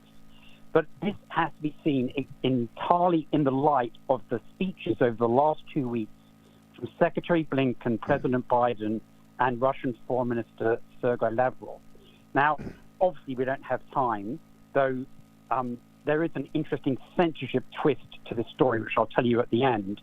And they published in many, many Chinese media either stories about this proposal, or some of them published the entire 12,720 words, which I've actually read through twice and pulled out all of the key paragraphs and actually had some translation issues addressed by some friends and colleagues of mine. But what should be noted when people say, why is this guy telling us about this? We really don't care about China. It's a proposal for the future governance and the nature of international relations for the entire world. Now, the Global Times published an editorial because the government wasn't getting the kind of response that they had anticipated from the international media about 12 hours later. And that editorial was titled, quote, "The entire world should carefully read this white paper from China." That was the headline of the editorial. And if I may, just to give you and the audience a flavor of the significance of the document that was put out, I'll read you just 2 sentences out of that long editorial, which in itself is reflecting on an enormous document, right? And please, this is a direct quote. Hold on to your hats because you'll be quite stunned. In paragraph 3, first sentence, direct quote, "Human society is now facing a life or death choice, whether to enter into a vicious cycle of continuous confrontation and division, or to seek a path of cooperation and win-win, ultimately allowing more than 7 billion people, the global majority or global south, to have a better life. The whole world is searching for answers." And then in case people think I'm exaggerating, the first sentence of the next paragraph, once again, just one sentence, it says, quote, "Without exaggeration, it can be said that this white paper is a document of historic and global significance, just like its theme, which concerns the fate of all humanity, everyone." Now, everyone, indeed. Now, I put out a production. I put out a production, 85 minutes, covering this in much more detail than obviously your time would allow, with a good friend of mine who lives in California. We broadcast it on a site called @Weaponized News on Twitter and Rumble and Facebook, and within hours, he was locked out of his Twitter business account for broadcasting the information that I had gathered from official Chinese government sources that weren't even put in a negative light. It seems that the Western powers were very, very uncomfortable that the Chinese government was reaching out not only to lesser developed nations, but also, as it expressed, the individual citizens of Western countries, such that they might persuade their politicians to spend more money on global development and less on manufacturing weapons.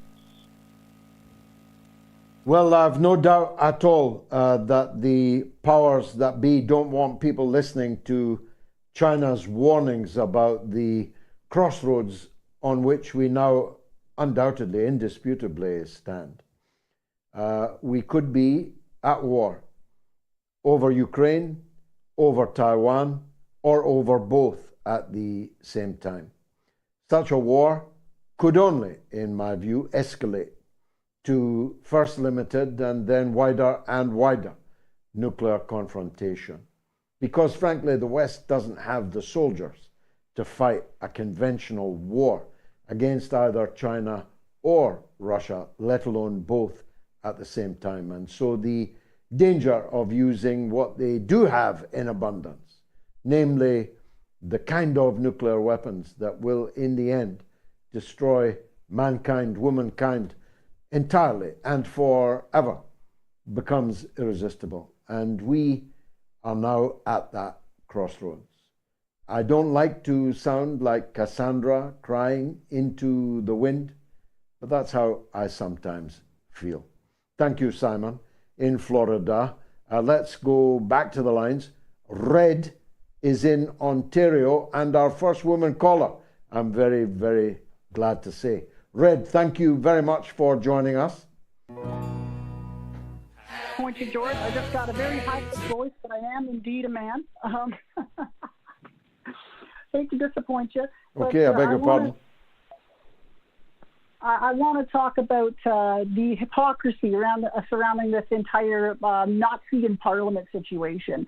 And I've seen so much revisionism in the past few days from supporters of the Liberals and even the New Democrats around this issue, which is super disappointing. I'm a leftist. I'm about as far left as you can get. So obviously very anti-Nazi. And back, it was either earlier this year or late last year, a bunch of conservative members of parliament met with a representative from Germany's AfD, Christine Anderson. And liberals were naturally, I would say rightly, all over them for this. Now, look at what happened on Friday, and everyone's defending him. They're saying, oh, it was a mistake. He didn't know. Even if I grant you that, even if I grant you that he didn't know, when he was reading out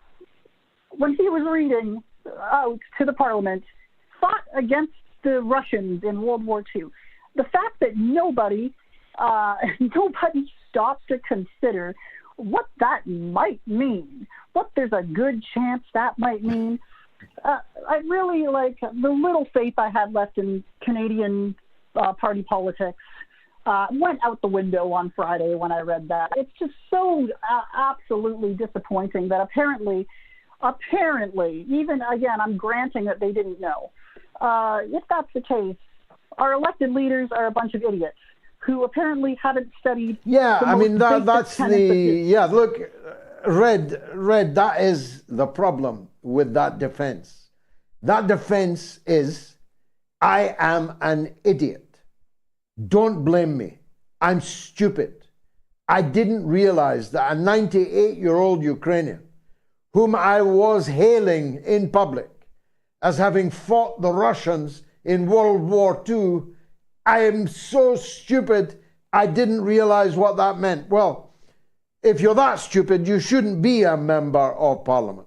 If you're that stupid, you shouldn't be the Speaker of the Parliament. If you're that stupid, you shouldn't be the Prime Minister of Canada. But it isn't true that they didn't know, because Spring-Heeled Jack actually met the guy before the session.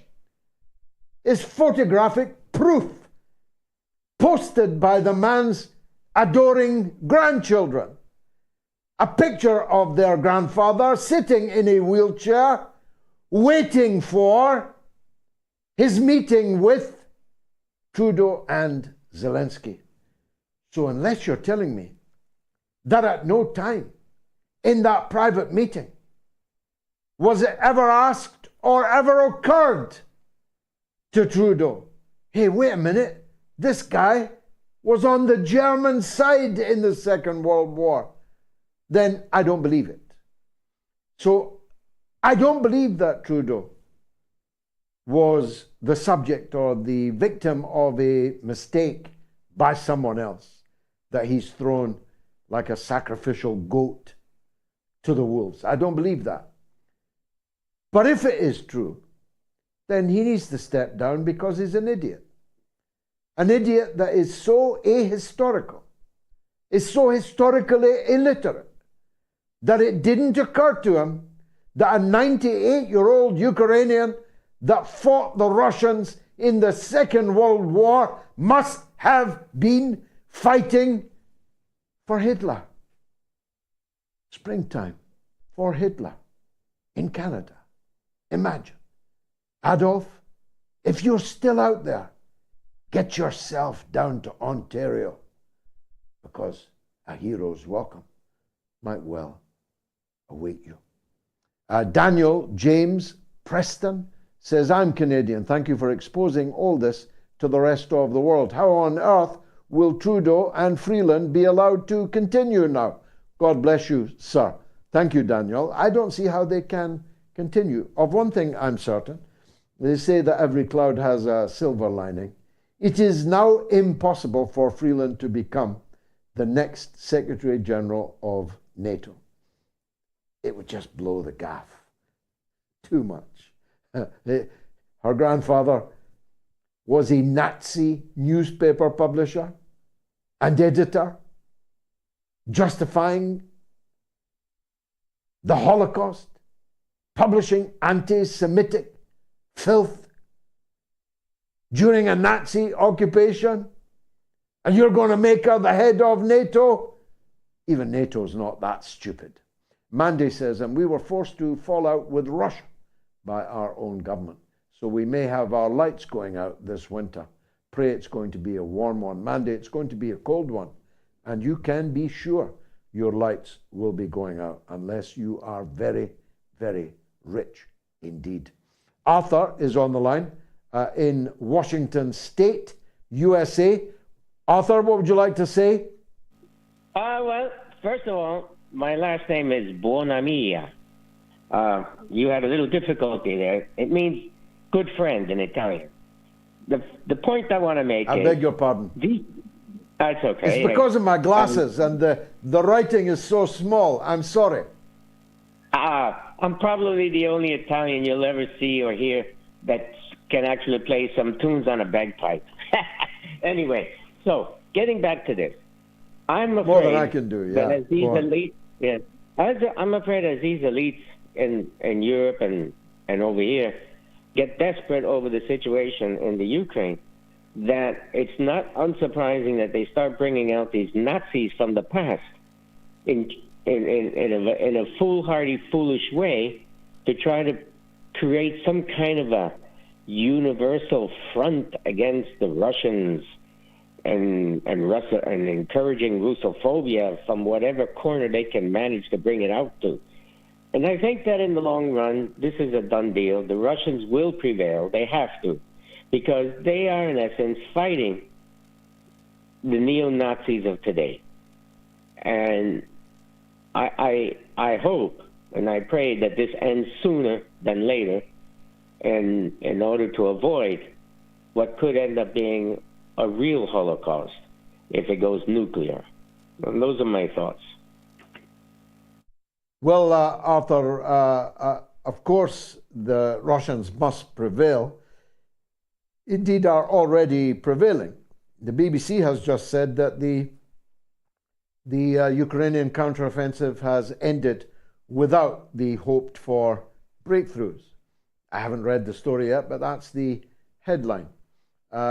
It is already clear that Russia has prevailed. The only question is now how far Russia will advance and which territories it will take and what settlement with a new government in Kiev it is prepared to reach. And I predict that they will drive a hard bargain on all of those matters. If you come for the king, you better not miss.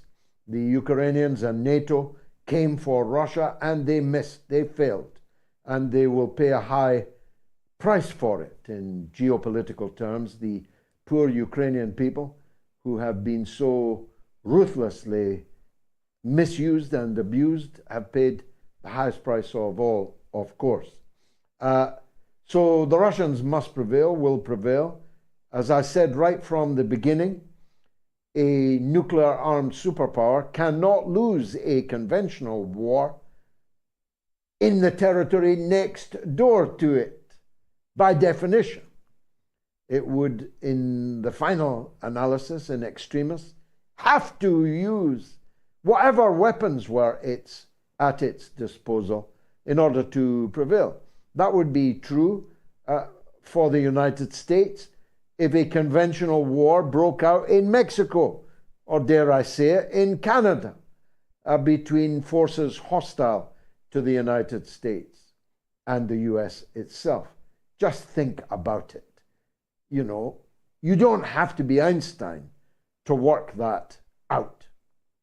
Because to lose, as you said, is to lose your very existence, your very state itself. It is existential for the Russians, as it would be existential for the United States if such a thing were to happen in Mexico or Canada or Cuba. So the final outcome, we don't yet know, except that it will be one form or other of a Russian victory. But I don't believe that the NATO and the West have done themselves any good at all by the events in Canada over the last few days. On the contrary, most people in North America, in Europe, in Britain, in Asia, in Africa, are well aware that no greater evil has ever emerged in all human history than that evil of Hitler fascism, which literally, industrially, systematically eliminated millions of people, 6 million of them Jews, millions of others, other racial minorities, other sexual minorities, Sinti, Roma, gay people, Jehovah's Witnesses, Slavs, Untermensch of all kinds, subhumans through the eyes of these fascist filth. Most people in the world know that no greater evil ever emerged than this. And if it had not been stopped in its tracks, by who? By the Russians, ironically, by the Russians. Then they would have prevailed across the world, and no Jew would still be alive in the world today. No gypsy would be alive. No gay person would be alive. None of the so-called subhumans would be alive except as slaves and beasts of burden. They would have made a selection like they did on the trains that arrived in Auschwitz and elsewhere. If you look fit enough to be enslaved by us, go to the left. If you're too old or you're too young or too feeble, go to the right. Take off your clothes and get into that shower, which is in fact a shower of Zyklon B gas, which will murder you within minutes of you getting off the train at the camp. That's what they would have gone on doing. All of the people they regarded as subhuman, and all of their political opponents, like me, would all have been systematically murdered in their concentration camps, which would have stretched from Poland to Portugal, from Vladivostok to Reykjavik. It would have been truly global. The Japanese in the Pacific, the Italians in Africa, the Nazis in Europe, they would have had a reign of murderous terror that would still perhaps have existed. The sons, grandsons of these jackbooted, sadistic mass murderers might still be in power today, if not for whom? For the Russians, for the Red Army, for the Soviet Union. 80% of all German casualties were inflicted in the East by the Russians. Think about that. Now, Liam is in Canada with a quick call. It'll have to be Liam because I wasn't expecting another call. Go ahead. No problem, but thank you for taking my call. I'm actually at my kids' school to pick them up, so it came to my mind that nobody has mentioned that this is ingrained in our Canadian education. I've been in school in Canada since grade 1, and all we've been taught about World War II are that the US, UK, and France fought the Germans and won. We were not taught that Russia was, the Soviet Union was part of the Allies, and we were not taught the real history of World War II. And now our kids in school are taught the same way. So when you have this type of education, it's no surprise to see that all the MPs in Parliament rose and clapped when they were told that this man fought against the Russians. It's just ingrained in Canadian society to be completely like sheep and to trust everything that is told to us. So, I had some other things to say, but I'll cut it short. And also, also, Liam, yeah. also, don't leave yet. Also, 5% of the population of Canada is of Ukrainian origin. And these are the fruits of 10,000 Nazi collaborators or actual members of the Galician SS who were sent there by Britain. They were sent to Canada by Britain. They were picked on a list called the Rimini list because it was drawn up in Rimini in Italy at the end of the Second World War. They were inflicted on you. These were Nazis who were sent to Canada. And those thousands have now become hundreds of thousands. And of course, they have suddenly found that the entire political class in Canada is suddenly on their side.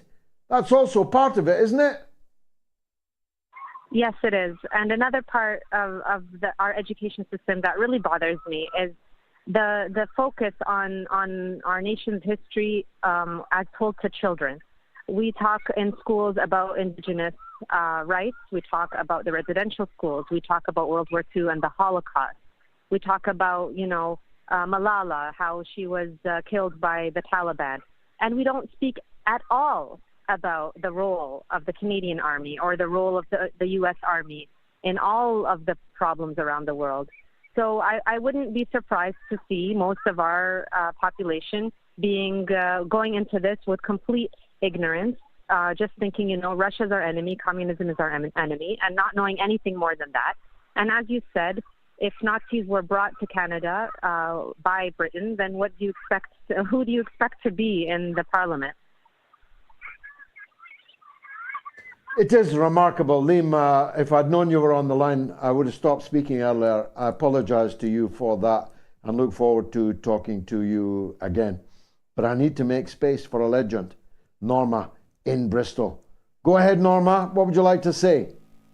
Hello, George. I know it's the end of the program. Hi. I just wanted to tell you something today, which I was a bit disappointed about. You see, the government will not even pay for the last 6 months of life. An application went in to fund the nursing care for my husband for the first 3 months.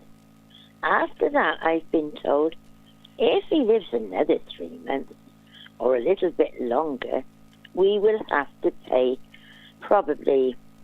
more than likely have to pay it ourselves. And I thought, oh, golly, we've got enough money for Ukraine, but they can only fund 3 months. Any longer, we have to pay ourselves for nursing homes.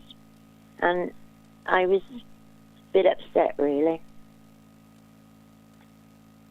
Well, I'm a bit upset to hear it. Your words almost don't require any amplification from me. I can only say this: you need to keep our audience updated on this. And we need to be making a noise politically about this. Because what is this except euthanasia? This is euthanasia.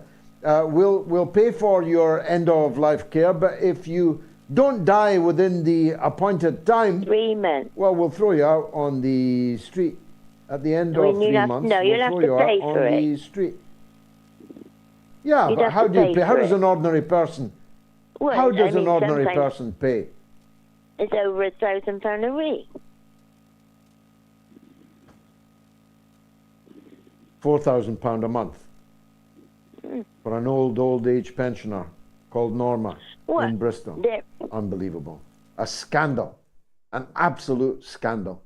But we have to end it there, I'm afraid, Norma, and my apologies to you also, because it is 23:04 and 32 seconds, and I'm already well over the time. It's been a marvelous show, I think. I hope you agree. And if you do, then the good news is I'll be back again on Sunday at the earlier time of 7 p.m. UK time. Now, I keep giving you this 2 million number. It may actually be well over that. There are so many people watching clips of the mother of all talk shows we no longer have the staffing resources properly to count them. But do bring along another viewer anyway. Good night.